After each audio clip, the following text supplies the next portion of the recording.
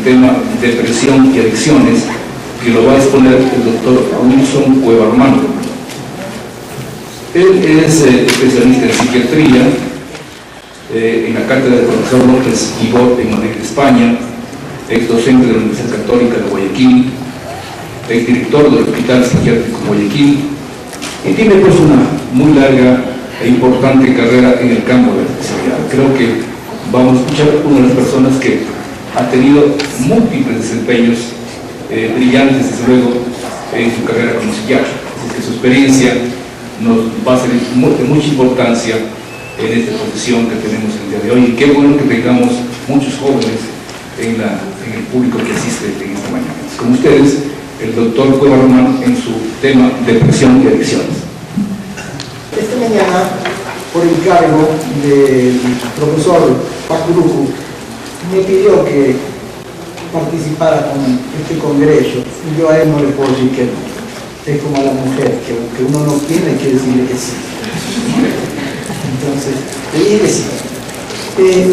Conversando con él, yo le planteé un tema que hace mucho tiempo me apasiona y que lamentablemente a veces los colegas no le damos mayor importancia porque creemos que es algo más de lo que puede pasar. Y me refiero a la depresión en las personas con uso de sustancias.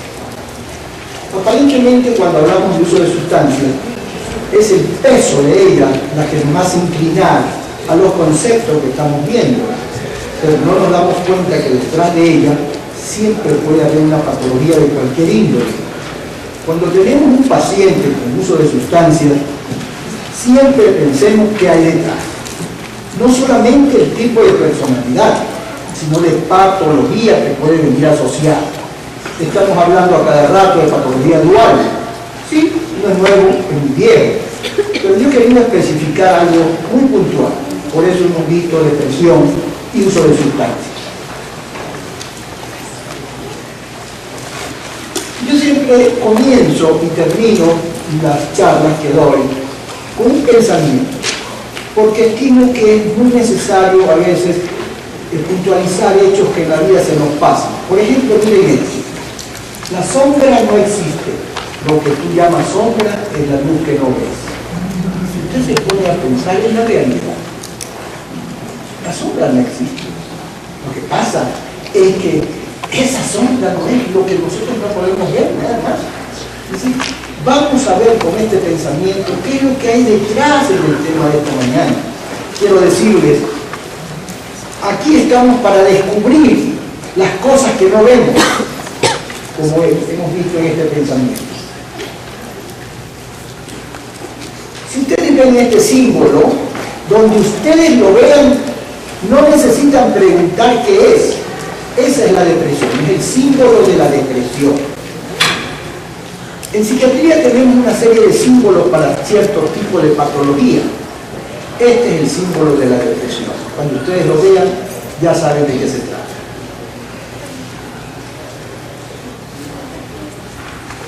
Esto es el PET del cerebro de una persona normal. Si ustedes lo observan, miren todo lo armónico que es. Veamos ahora un PET de un estado depresivo. Miren ustedes un cerebro de un paciente depresivo. La diferencia es notable. Quiere decir que la depresión no es una enfermedad exclusivamente psicológica, es una enfermedad orgánica que da manifestaciones psicológicas y, por supuesto, alteraciones sociales. Pero la enfermedad es básicamente una enfermedad orgánica. Yo quiero pedirles a ustedes me disculpen, porque antes de entrar al tema de fondo, he considerado hacer una pequeña reseña histórica para que podamos comprender lo que vamos a escuchar después. Los momentos relevantes de la psiquiatría son la formación de la psiquiatría como una especialidad.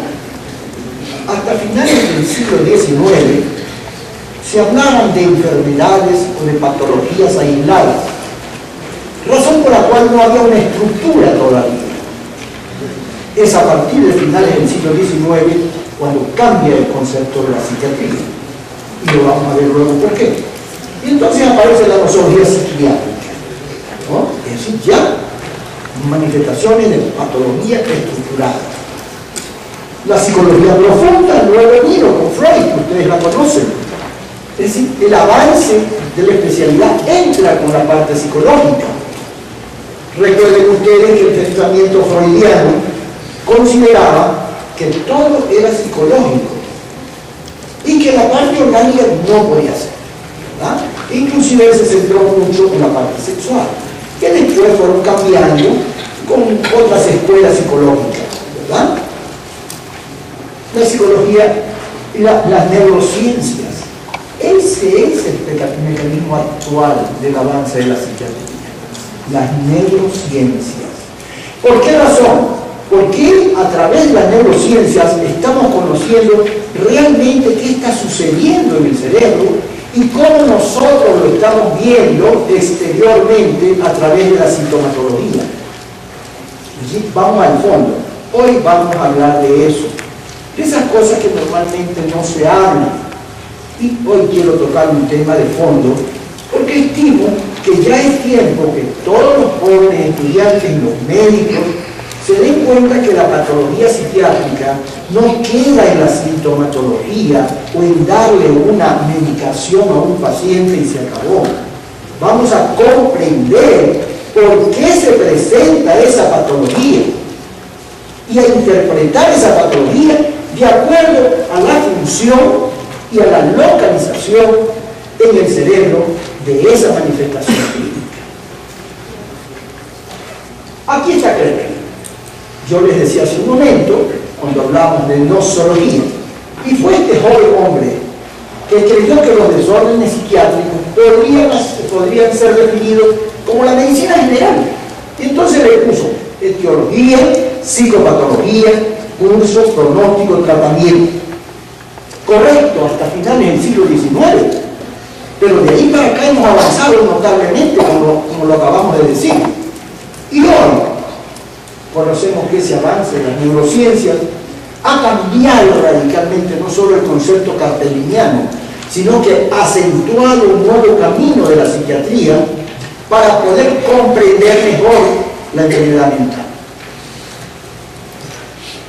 ¿Qué encontramos entonces? Lo primero que se nos antoja pensar son las anormalidades cerebrales. En la forma estructural vamos a verlas macro y micro. Las funcionales, es decir, cómo funciona anormalmente el cerebro, y por supuesto las bioquímicas. Hoy hablamos de los neurotransmisores, tan normal como hablábamos en la época de Freud de los fenómenos sexuales, ¿verdad? Neurocircuito de la emoción y la cognición. Los signos específicos que envuelven el placer se han identificado en las siguientes áreas.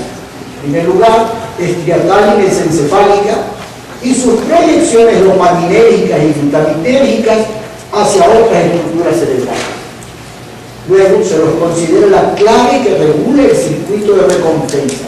Y esto es importante que aprendamos, porque aquí está la clave de toda nuestra estructura mental. Todo lo que somos nosotros, pensamos, sentimos, amamos, odiamos, está aquí.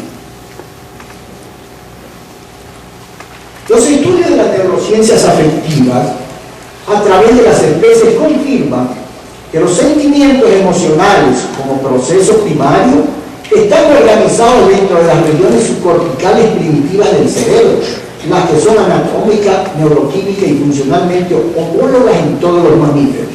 Esto, si ustedes se dan cuenta, esto es uno de los estudios últimos, 2010. Y entonces nos preguntamos, ¿los animales y nosotros los humanos sentimos igual? ¿Tenemos sentimientos? Por supuesto que sí.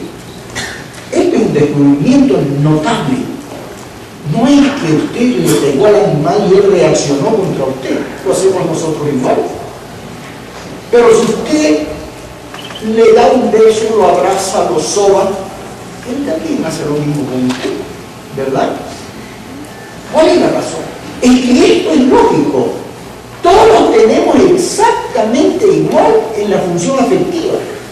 La diferencia está en la estructura cognitiva. Esa es otra cosa. Ellos no tienen ese desarrollo, nosotros sí la tenemos. Y ahí está la diferencia entre lo humano y los demás seres vivos.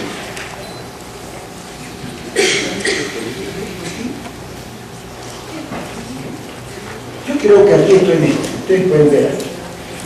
Las neurociencias afectivas, seguimos. Los sentimientos emocionales o afectos son valores intrínsecos, son propios de nosotros, que informan a los seres vivos acerca de cómo se están manejando la búsqueda de la sobrevivencia, porque eso es lo que hacemos día a día, buscar la sobrevivencia. ¿Qué hacen ustedes al aprender? Quieren sobrevivir para ser mejores mañana, ¿verdad? ¿Qué hace un ser humano que ama? Quiere ser feliz teniendo a alguien que le dé la oportunidad de amar, ¿verdad? Entonces, buscamos sobrevivir, pero de la mejor forma, no de la peor forma, porque de la peor forma, pues, encajamos en la patología que nosotros vamos a ver.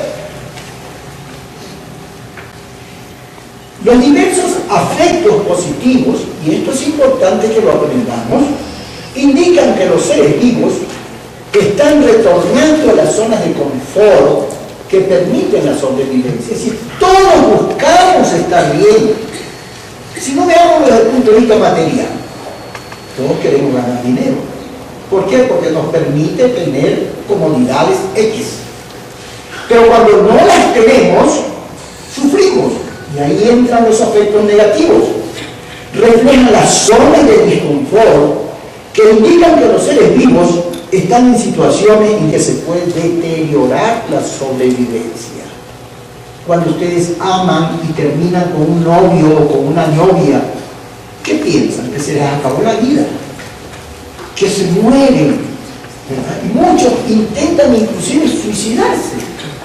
¿Pero por qué? Porque el disconfort, esas zonas que se han alterado, son las que se ponen de manifiesto. Quiere decir que en nosotros hay algo que no está equilibrado y que nos permite lesionarnos. Vamos a ver los circuitos serotoninérgicos cerebrales. Hemos dicho al comienzo y hoy volvemos a hacerlo. Una de las claves fundamentales del mecanismo cerebral son los neurotransmisores. Vamos a ver los circuitos serotoninérgicos. Estos interactúan con otros sistemas de neurotransmisión en una infinidad de diferentes niveles moleculares, ¿no?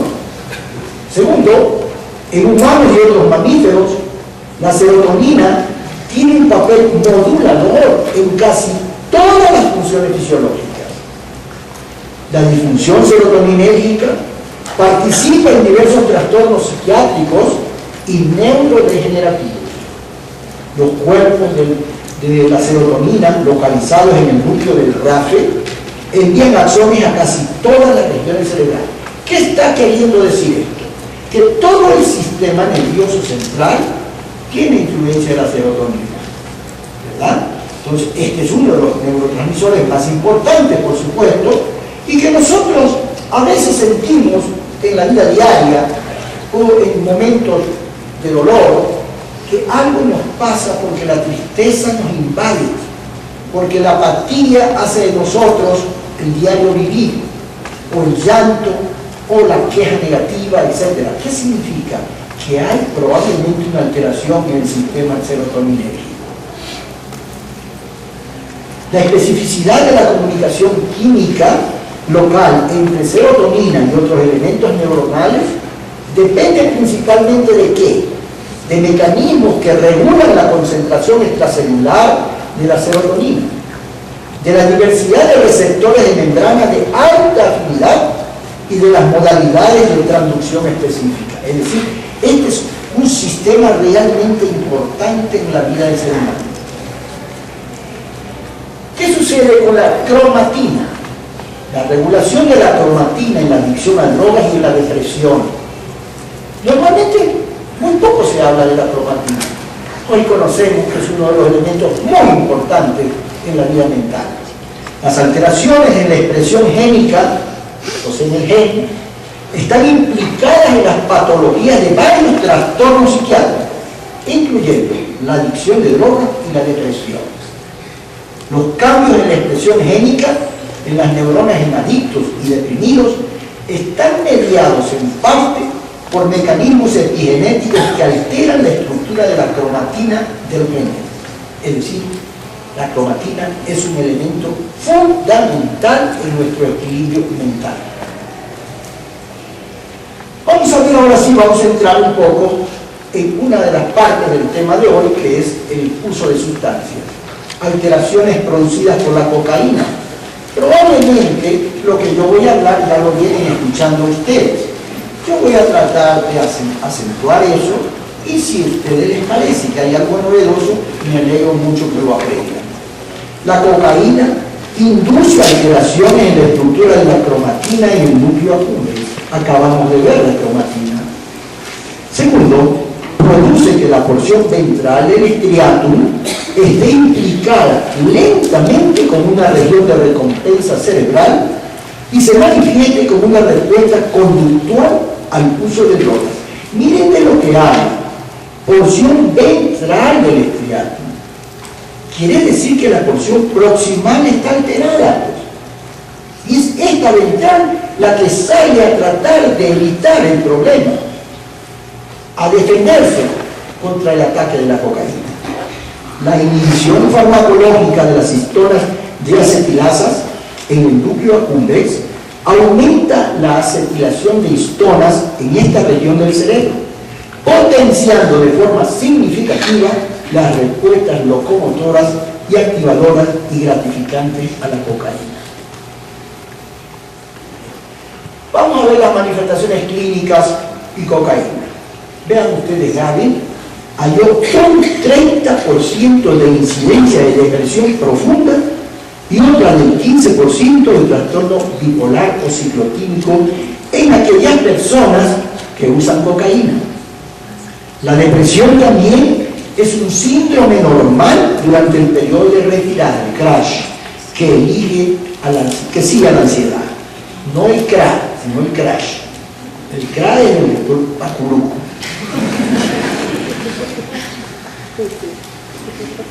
Vamos a ver la sintomatología producida por la cocaína. Los consumidores de cocaína se quejan a menudo de trastornos del sueño, de pérdida de energía, la anedonia, que hoy sabemos es un punto fundamental en los problemas depresivos. Una depresión aparentemente puede curar, pero la anedonia persiste, quiere decir que la depresión no está curada. Hay que buscar su curación. Las ideas suicidas, que ustedes saben, que no solamente vienen por el uso de la cocaína, sino por los estados depresivos. La falta de interés por el sexo. Se dice que la cocaína hace perder el deseo sexual. Y los síntomas más graves de depresión suelen desaparecer a las 48 horas de la última toma de cocaína. Sin embargo, la anedonia podría durar meses, lo que acababa de decirle hace un momento. ¿Cuáles son las alteraciones producidas por la cocaína? El uso crónico de cocaína se sabe que reduce los niveles de dopamina y de norepinefrina. Hemos dicho que el sistema nervioso central se maneja a través de neurotransmisores. Estas dos sustancias son neurotransmisoras.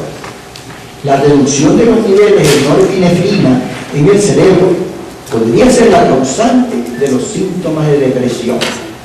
Porque es lógico, la noradrenalina, la norepinefrina nos mantiene bien.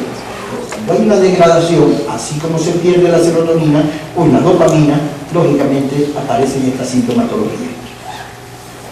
El consumo de cocaínas parece contribuir directamente al desarrollo de déficits cognitivos, como alteraciones en la memoria de trabajo visual, dificultades para adaptarse a descartar cambios en las tareas de recompensa.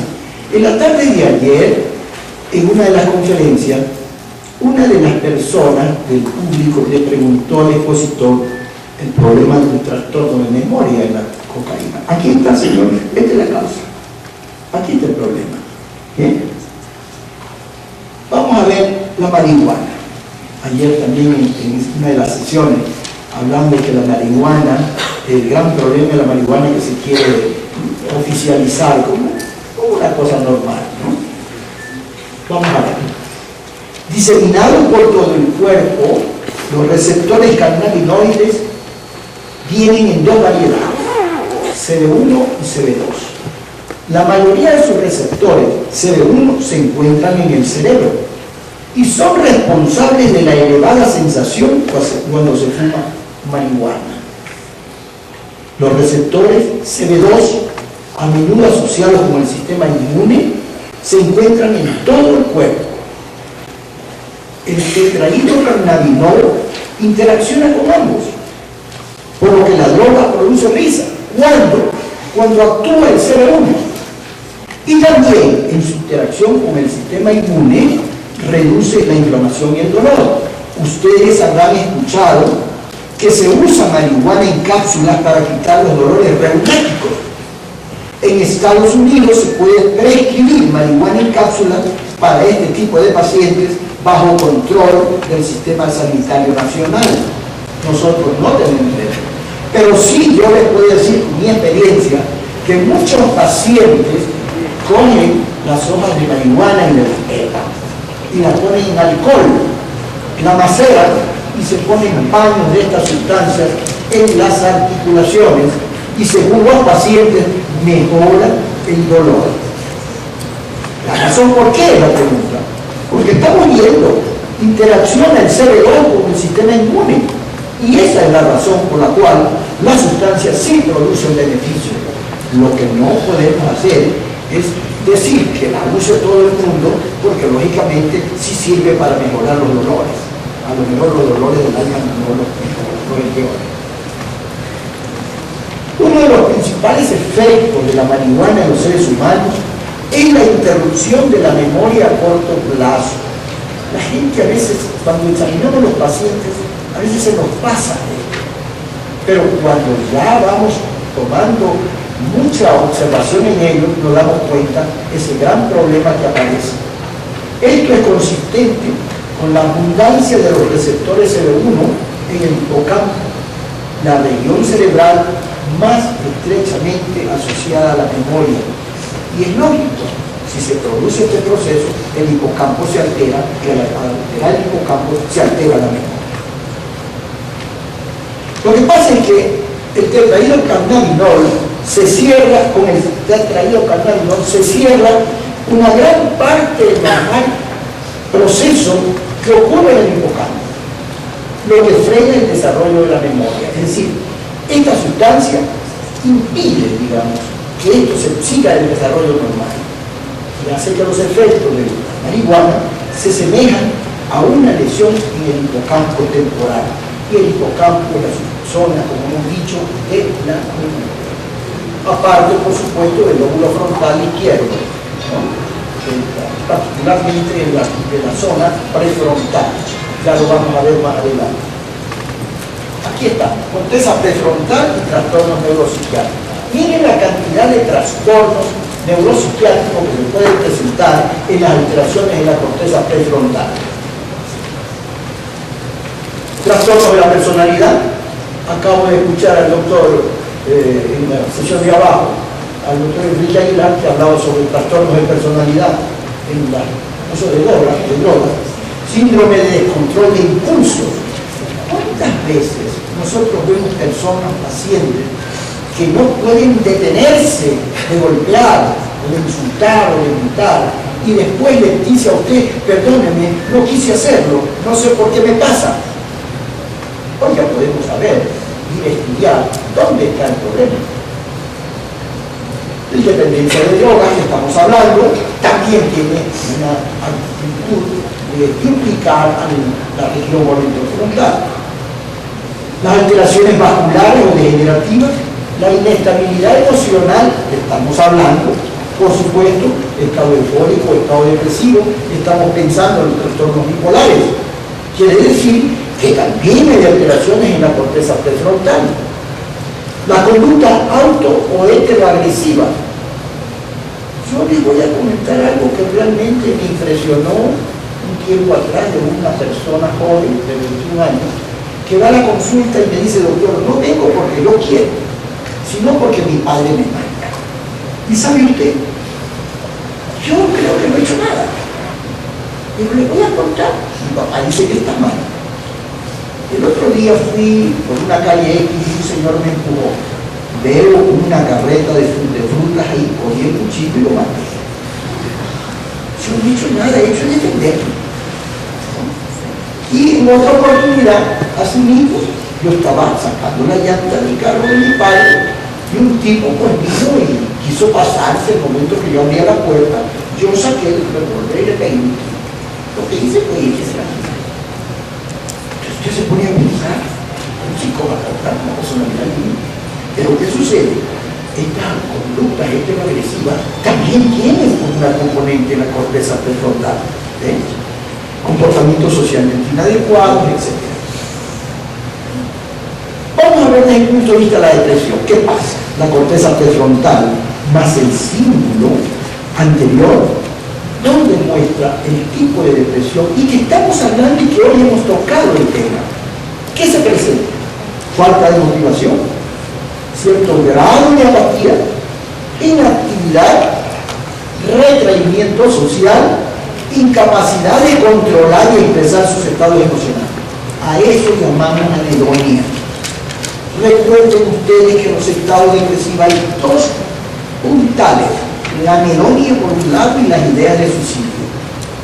Esos son los casos más graves de depresión. La anedonia es muy larga, a veces aunque usted ha mejorado clínicamente al paciente, la anedonia puede persistir y este síntoma puede hacer que la persona deje el tratamiento. Entonces tienen que trabajar terapéuticamente en esto. Vamos a ver las anfetaminas estimulantes. Son neurotóxicas. Las anfetaminas dañan tanto los sistemas serotoninérgicos como dopaminérgicos. La evidencia sugiere que las alteraciones del sistema dopaminérgico pueden persistir aún después de años de abstinencia. No es que yo ya dejé la droga. No, señor. Es como la cicatriz que le deja a usted una herida. Pueden asociarse con déficit del rendimiento motor y cognitivo. Pero ojo, hay anfetaminas, como vamos a ver, que también hacen su efecto positivo. Veamos. Los fármacos de acción estimulante en los pacientes con trastornos de déficit de atención e hiperactividad, que en inglés es ADHD, ¿verdad? ¿Por qué razón hacen bien en este trastorno? Porque el TDAH no es una enfermedad, es un trastorno que viene a través de la vida y que por supuesto hay que buscarlo en la madre y el padre o antecedentes familiares. Este trastorno se mejora con los estimulantes, ¿verdad? Y la medicación estimulante permite al cerebro aumentar el efecto de la dopamina por bloqueo del transportador de dopamina o aumentar la liberación de dopamina. Es decir, el vehículo va por la carretera y entonces usted lo para. Todos los vehículos de atrás también se paran, es decir, aumentan. ¿Verdad? Y esto hace que mejore el trastorno de atención y de hiperactividad. Yo no sé si han tenido ustedes la experiencia de ir a algún colegio y pedirle al maestro que lo dejen sentarse en un aula. Yo he hecho eso en algunos colegios. Y usted ve, pues, el uno se levanta, el otro tira papeles, el otro grita, y la maestra los bota en la clase. Y yo me río porque digo, ahí está, el trastorno de déficit de atención y de hiperactividad. Y le pregunto a la maestra, ¿y usted por qué lo bota de la clase? Es que son maleducados, no me respetan, y tienen este trastorno. ¿Qué? Sí, ese es el problema. Hay que tratarlo y va a ver que usted tiene una clase excelente. Vamos a ver el éxtasis. La sustancia también es neurotóxica, por supuesto. El MDMA, 3,4-metil-dioximetilanfetamina, produce lesiones selectivas y persistentes en las terminales nerviosas serotoninérgicas centrales, es decir, en el sistema nervioso central. La evidencia sugiere que existen alteraciones residuales de la transmisión serotoninérgica, aunque puede conseguirse una cierta recuperación parcial después de la abstinencia prolongada. Sin embargo, las secuelas funcionales pueden persistir aún después de largo periodo de abstinencia, lo que decíamos de las anfetaminas. Los hallazgos más consistentes son deterioro cognitivo leve, especialmente en las alteraciones de la memoria. Fíjense ustedes que todas estas drogas tienen trastornos cognitivos, particularmente sobre la memoria. Recuerden ustedes que el lóbulo frontal izquierdo es el lóbulo de la cognición de las personas que son diestras. Ojo, porque los zurdos es la pobreza. Alcoholismo y daño cerebral. Vamos a las actitudes que tienen en cuenta maravillosas de tratar el alcoholismo. Yo voy a tratar de darles algo que ustedes saben más que yo, ¿no? Cook y colaboradores, en un metaanálisis de 39.704 estudios post-mortem de 11 centros de América y Europa, encontró una prevalencia de cambios relacionados con el alcohol de 1.5% en la población general y 30% de los bebedores severos. Miren ustedes, quiere decir que el alcohol sí daña el cerebro. Emociones y alcoholismo. Existe una falta de regulación emocional en el alcoholismo que se define, primero, porque las relaciones entre el cerebro y conducta dan soporte al papel de la degradación de fibras de sustancia blanca como sustrato de deterioro clínico. Tengan en cuenta esto, que lo vamos a hablar después de un momento. Esto es muy importante, esto es muy actual, que se conozca. Además, reducción de la sustancia gris y el aumento de los ventrículos. ¿Qué nos está diciendo todo eso? Que hay una disminución del tamaño de la estructura cerebral.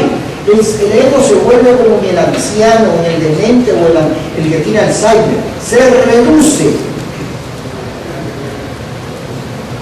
Los estudios de tractografía en el alcoholismo. Tractografía es una nueva técnica radiológica que se utiliza particularmente para ver todas las fibras que van desde la corteza cerebral hacia los núcleos de la base. ¿Y qué encontramos en la tractografía y el alcoholismo?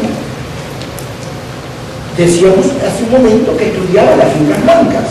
Se ha observado el daño en la estructura neuroanatómica del circuito córtico límbico estriatal. Miren ustedes.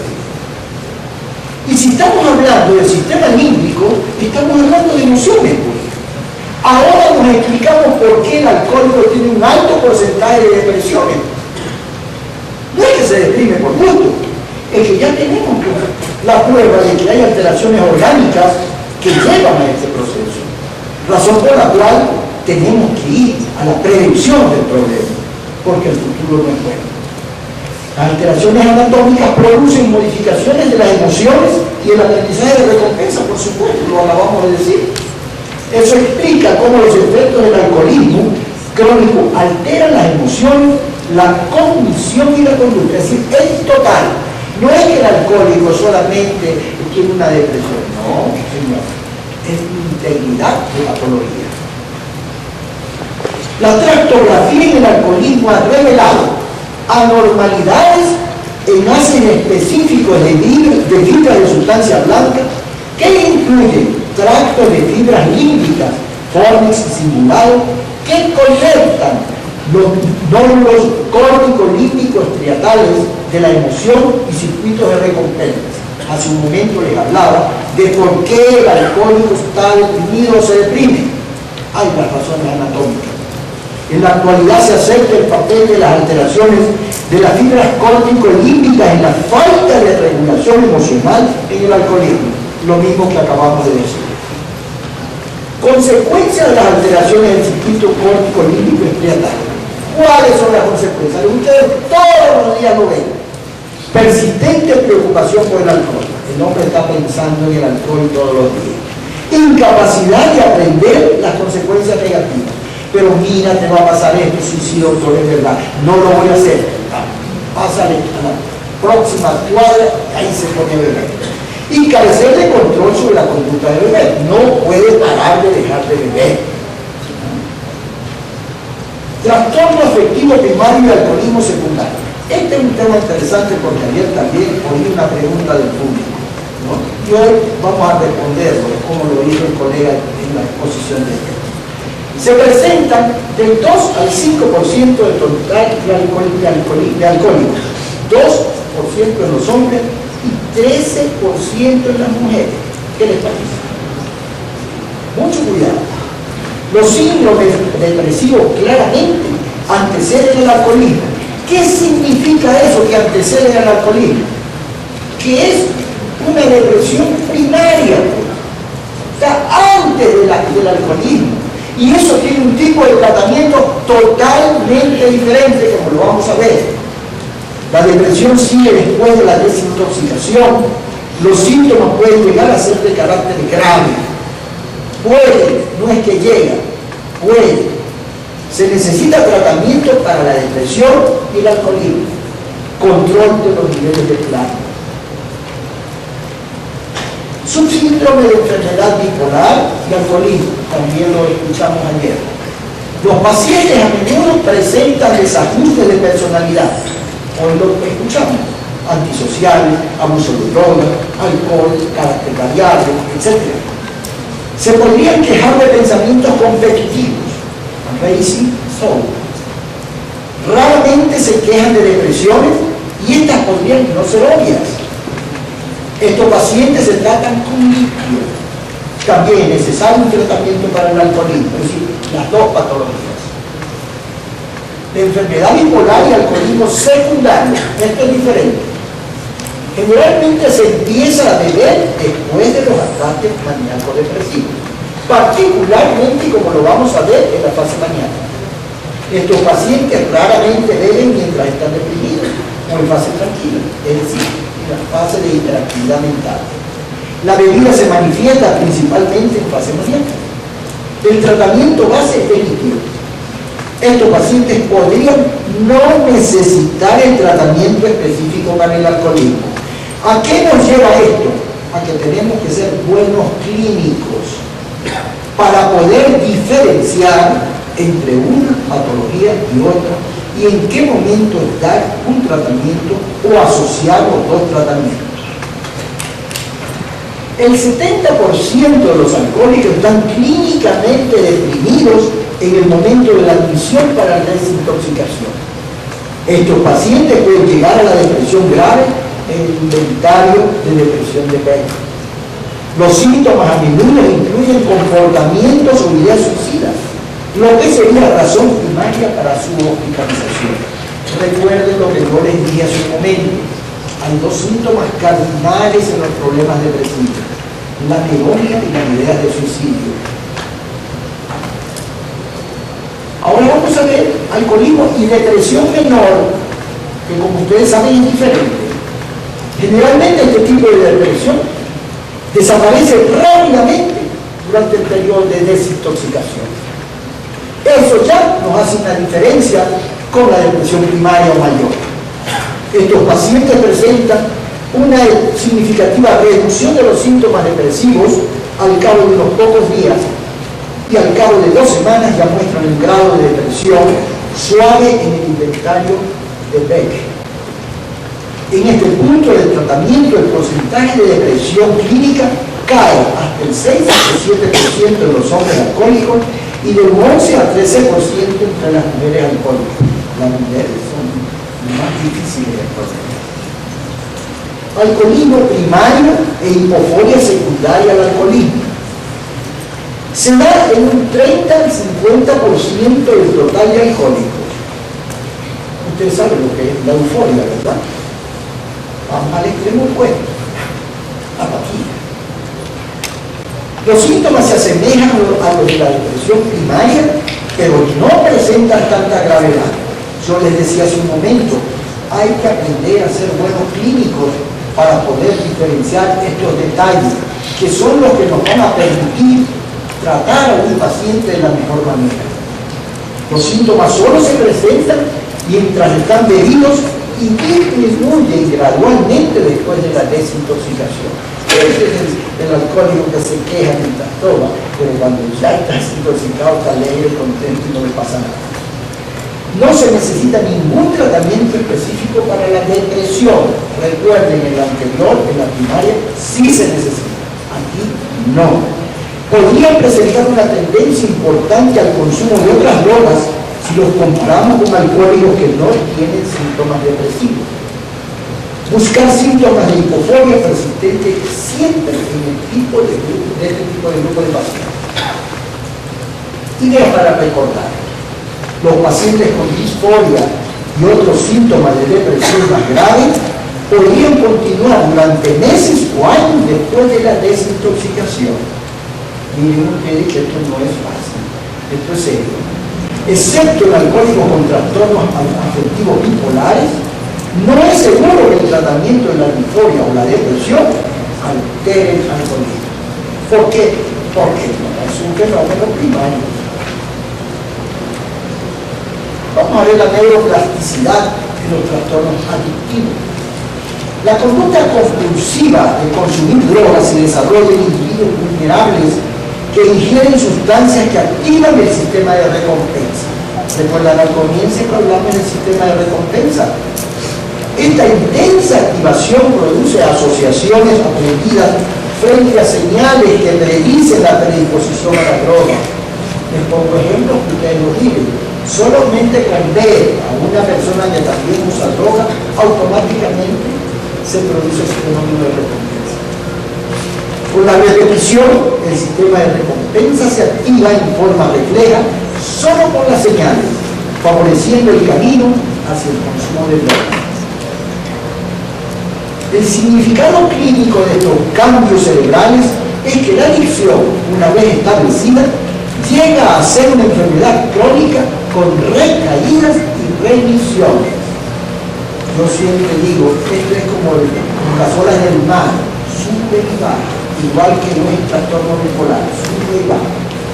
Esta patología requiere, por lo tanto, un tratamiento crónico de medicamentos y terapias conductuales basadas en una comprensión de la naturaleza fundamental de estos cambios en el cerebro. El porcentaje, según la población a la que se ha hecho la encuesta y el instrumental de investigación utilizado, la incidencia de depresión en pacientes con abuso de sustancias está entre el 6 y el 70%. Miren la diferencia. En una encuesta realizada en 6.355 pacientes adictos a sustancias, Gore encontró una incidencia de depresión profunda de por vida en un 43.7% y una incidencia de depresión subclínica del 9.6%. ¿Qué nos significa esto? Que tenemos en todo paciente que ir a buscar si hay patología detrás. Lo que les decía al comienzo, no es el hecho de ver un paciente solo con alcohol, con problemas de alcohol o de droga. Hay que ir a ver parte de la personalidad y buscar si hay otra patología de fondo que no le permite a la persona salir adelante. Depresión y comorbilidad psiquiátrica. Hoy escuchábamos esta mañana la comorbilidad también. De los pacientes depresivos, la comorbilidad médica y psiquiátrica es más la regla que la excepción. Es decir, hay más comorbilidad que menos comorbilidad. Entonces, lo que les decía hace un momento, vayamos a buscar lo que está escondido. Cerca del 60 al 70% de los pacientes depresivos tienen simultáneamente a lo menos trastornos psiquiátricos. De un 30 a un 40% tienen dos o más trastornos. Los trastornos de ansiedad, los trastornos por uso de sustancias, son las comorbilidades más comunes del eje 1, depresión y comorbilidad psiquiátrica. Entre los pacientes depresivos, aquellos con una condición psiquiátrica comórbida actual o con una enfermedad médica, parecen tener porcentajes de respuesta y remisión menores durante el tratamiento en comparación con los pacientes sin comorbilidad. Sin embargo, En todos los depresivos que tienen comorbilidad, el beneficio relativo de un antidepresivo en comparación con placebo parece ser igual a los logrados en pacientes depresivos sin comorbilidad. ¿Qué quiere decir esto? Que hay que darle tratamiento de antidepresivo. Vamos a cambiar ahora. Vamos a ver un poco de la estructura psicológica, los ámbitos estructurales y funcionales del constructo dependiente. Aquí me imagino que habrá muchos psicólogos y muchos les va a gustar esto. El comportamiento interpersonal de estos seres es una actitud de sumisión, el estilo cognitivo, ingenuo, sin pensamiento crítico, la autoimagen débiles y autodevaluados, con representaciones objetales inmaduras, sus representaciones sobre el mundo son infantiles y sin sofisticación. El estado del ánimo, pacífico, dócil, no competitiva, que evita la tensión social. El comportamiento observable es descrito por Millón como la incompetencia. Son personas reflexivas y generosas, con humildad, cordialidad y gentileza. Sin embargo, debajo de esta apariencia esconden asegurar su aceptación y aprobación social. Los mecanismos de defensa, la introyección y negación, internalizan las creencias y valores de otros. En cuanto a la negación, tienen impulsos hostiles que les resultan aterradores, por lo que los detienen negando. No me pasa nada. Organización morfológica de su mundo intrapsíquico, rudimentaria. Estos pacientes entregan a otros la organización de su vida cotidiana. En conclusión, todos los pacientes que abusen de sustancias tendrán que ser controlados bajo condiciones psiquiátricas, y estas deberán combinarse adecuadamente con los tratamientos necesarios cuando los síntomas de depresión no han mejorado después de la desintoxicación. Les presento aquí un pensamiento de Eric Kandel, que es premio Nobel de Fisiología y Medicina, profesor de la Universidad de Chicago. Este hombre dijo lo siguiente: la experiencia ha demostrado que el tratamiento farmacológico raramente es suficiente si es el único, ya que algunos pacientes evolucionan mejor cuando se combinan psicoterapia y farmacoterapia, y otros lo hacen razonablemente bien solo con psicoterapia. ¿Qué quiero decir? Hay necesidad de un equipo para trabajar con estos pacientes. Si somos psiquiatras, tenemos que hacer el yo nuestro a un lado para permitir que todo el mundo trabaje en beneficio de los demás. Esta fotografía la tomé el día 26 de septiembre del año 2012 en el Caribe. ¿Con qué propósito la he puesto? Porque si ustedes ven, el gris del mar es el problema de la depresión y de los trastornos de uso de sustancias. Pero ellos tienen un horizonte al cual nosotros tenemos que trabajar. Y ese horizonte ya tiene un mundo abierto, y ustedes lo ven en la parte superior cuando el cielo empieza a abrirse. Y ese mundo se abre cuando ustedes sean capaces de ser mejores clínicos, mejores profesionales, para ayudar a ese ser que sufre. Gracias.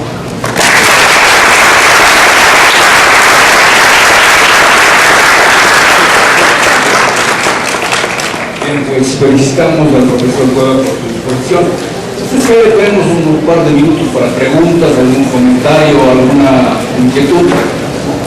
Mi pregunta es, ¿por qué el paciente o el joven que usa sustancias en un momento dado comienza a bajar de peso, pierde el hambre, solo presenta sed, no quiere comunicarse con sus padres, solo se siente aislado, no quiere que la mamá se apegue, solo se siente como que la mamá quiere darle un beso, dice que lo pierde? Y otra preguntita más que sea corta, que un alcohólico pierde la afectividad, solo se pone agresivo, al dormir duerme así con su esposa o con su pareja, su cónyuge, pero así que solo se duerme y no quiere que se apegue al abrazo, y siente la actividad, solo siente agresivo. Yo digo que la señora Galatea En primer lugar, le voy a decir, no todas las drogas producen pérdida de apetito. La marihuana le encanta a la gente cuando está flaca, porque engorda, la ganas de comer. Y la cocaína, en cambio, a las personas que están gorditas les gusta porque así están en línea, bajan de peso, ¿no? En cuanto a la actitud que tienen los pacientes para con los padres, lo hemos visto ahora, y lo hemos explicado, que el factor, en el caso del alcoholismo en particular y de las estimulantes, se debe a la lesión que existe en las fibras blancas que van del córtex cerebral hacia los núcleos de la base. No depende del señor, ya está enfermo, y por eso es conflictivo. ¿Ven? No depende de él, ya está lesionado, lamentablemente.